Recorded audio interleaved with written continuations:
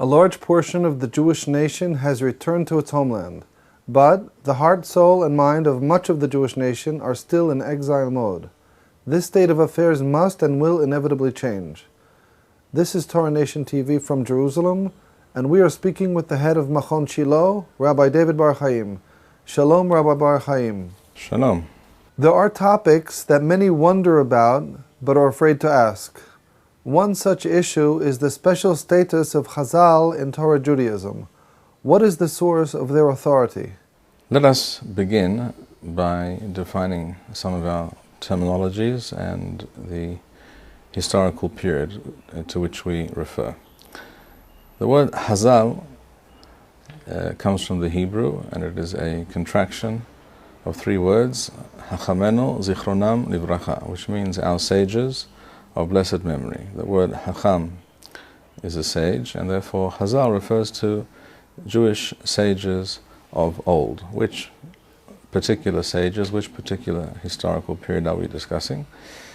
We refer to roughly the period from the beginning of the Second Temple period, which is roughly 500 BCE, 500 years before the beginning of the Christian calendar. So that's approximately 2,500 years ago.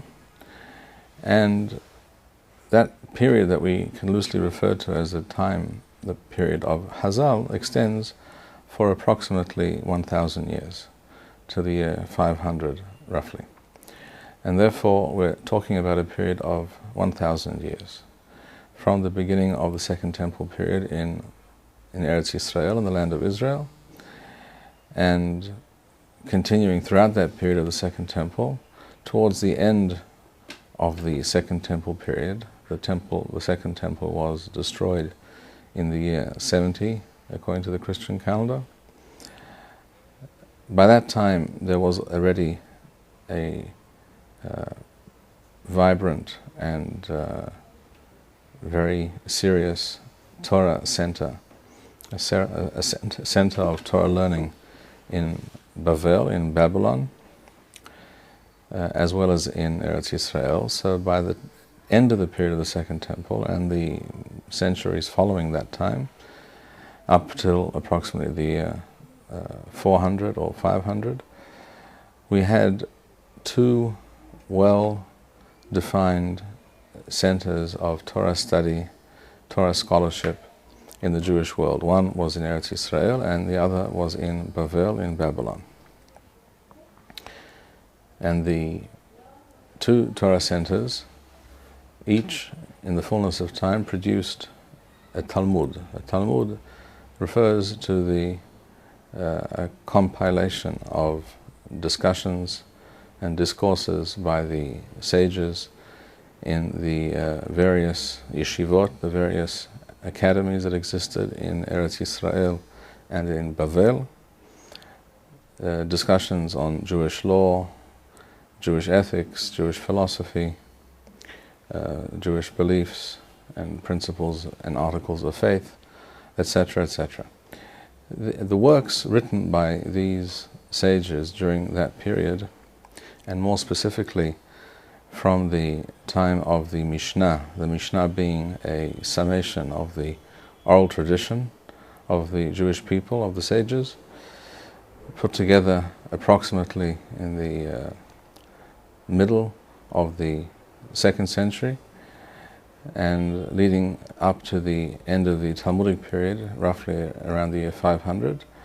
The works written during that period form the core of the literature which we have, which has come down to us from Hazal. So those are the sages to whom we refer, and that is the historical period to which we refer.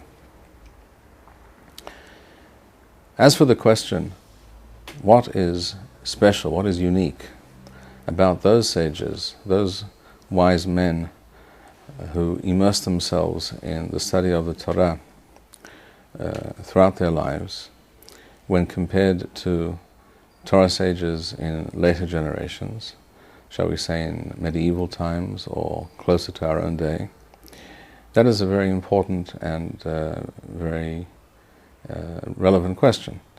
The Rambam himself, Maimonides, deals with this question in his introduction to his summation of Jewish law and practice, known as Mishneh Torah. And in the introduction to that work, he explains how the oral tradition, which is an essential part of Judaism, which translates the written Torah into a way of life and into a mode of living and practice, which implements the commandments and the principles and the values of the Torah, implements them in the real world and shows us how to live a lifestyle and how to create a society, and in fact how to create a civilization based on the values and the ideas of the Torah. That oral tradition, says Rambam, was already present during the time of the prophets, going back to Moshe Rabbeinu, going back to the time of Moses. These understandings and these teachings were passed down over time. They were not committed to writing. And from the prophets, at the end of the period of the prophets, which is approximately 2,500 years ago, again the period of the beginning of the Second Temple period, at that time there was a changing of the guard, as it were, from the prophets to the sages. The sages were the students and the followers of the prophets. They learnt directly from the last of the prophets, the last three of the Nevi'im of the prophets, who were Zechariah, Haggai and Malachi, were present here in Eretz Yisrael at the time of the building of the Second Temple, at its inception. And they were the last generation of prophets who handed over, who transmitted their understandings and knowledge and wisdom relating to the Torah to the next generation of people who were no longer prophets but were known as Hachamim or Soferim. They were known as scribes and scholars. And these scribes and scholars took these traditions and disseminated them throughout the Jewish world. And that is why we are here today discussing this question. Without this transmission of the knowledge and the traditions of the prophets to those sages, there would be no Judaism and there would be no Jewish people. And Rambam goes on to describe how these traditions were taught and passed down from generation to generation. And in those two great Torah centers that we described, in Eretz Yisrael and in Bavel, there was a large concentration of sages in a number of yeshivot, a number of Torah academies where these traditions were taught and investigated and further developed. And there you had the overwhelming majority of the sages in any given generation at that time, if we're talking about, shall we say, 1800 years ago. At that time, almost all the sages in the world were in one of these two centers, either in Bavel or in Eretz Yisrael. So they were able to hear each other's opinions and debate with each other and discuss the different issues. And therefore what we find in the Mishnah and later in the Talmud is a distillation of the consensus, or at least of the discussions of the varying opinions amongst those sages who comprised all the relevant and important Torah personalities of their generation. And therefore, says Rambam, the authentic Torah tradition, which originates from the time of the prophets, which was passed down to the sages, is that which we find recorded in the Mishnah and in the Talmud. And therefore, they possess this unique authority. After the Talmudic period, in other words, from the year 500 onwards, the concentration of Jews in these two areas, these two Torah centers, and the presence of the vast majority of the Torah sages of any given generation around that time was no longer a given. The Jewish people began to disperse slowly across the globe, and the possibility of Torah sages engaging one another and debating with one another directly, and the possibility for fertilization and discussion amongst these sages was no longer as it once was. And so that golden period, as it were, of Jewish scholarship, where almost all the sages of a given period were in the same geographical location and could therefore interact and work together, as it were, this was no longer the case. And therefore, from that time to this, says Rambam in his introduction to the Mishneh Torah, the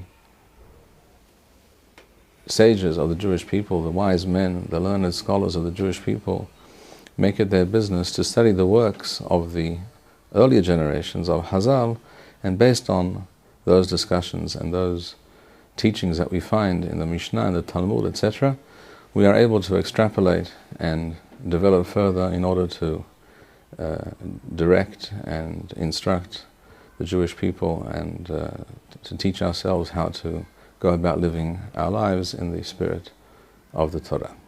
Why have the Jewish people always so readily accepted the teachings of Hazal? The answer to that question is really extremely simple.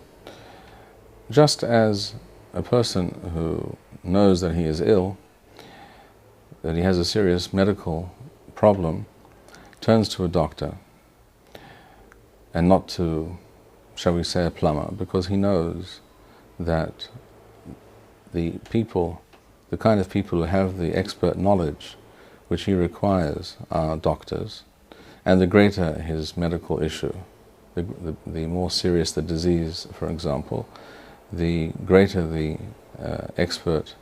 medical expert he will seek.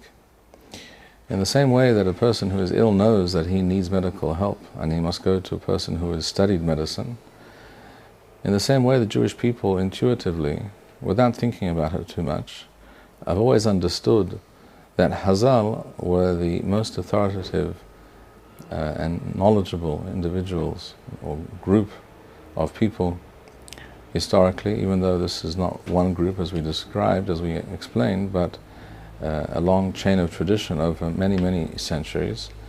The Jewish people have always understood that these people were those who received this expert knowledge, who heard these traditions from the most authentic and reliable sources. And therefore there could not be any more authoritative, more expert opinion on Torah-related matters than these people that we refer to as Hazal. And therefore, if a person who wishes to be well, turns to doctors and, if necessary, searches out the most expert, the most senior doctor that he can find to deal with his serious problem. In the same way, the Jewish people have always turned to the greatest possible experts that were available. And Hazal were precisely those experts because of their proximity to the original authentic teachings of the prophets passed down to the sages, which were then discussed and elaborated upon and distilled in the literature that we have before us, in the Mishnah, the Tosefta, the Talmudim, etc. In other words, it is basically common sense, and any person who wishes to be a serious Torah Jew must understand and internalize this very simple and self-evident fact. Thank you, Rabbi Bar-Hayim. We would like to suggest the following opportunity to our viewers. If you identify with Rabbi Bar-Hayim's message and would like to sponsor or dedicate a video interview with the Rabbi in honor or memory of a loved one, if you would like to obtain Nusach Eretz Yisrael or invite the Rabbi for a speaking engagement, please email us at office@machonshilo.org.